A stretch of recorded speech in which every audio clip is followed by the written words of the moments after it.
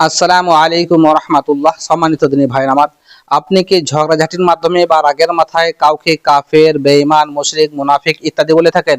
খবরদার খবরদার, সতর্ক সাবধান থাকবেন, ভুলেও এ কথা বলবেন না, কারণ এসব কথা বলে হাদিসে নিষেধ আছে।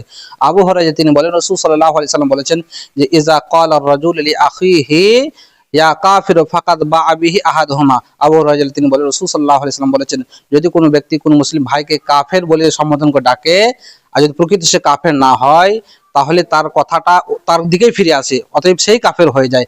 এই হাদিসটা পাবেন সহিহ বুখারী হাদিস নম্বর 6103 নম্বর হাদিস, 6104 নম্বর হাদিস, এবং সহিহ মুসলিম হাদিস নম্বর 119 নম্বর হাদিস।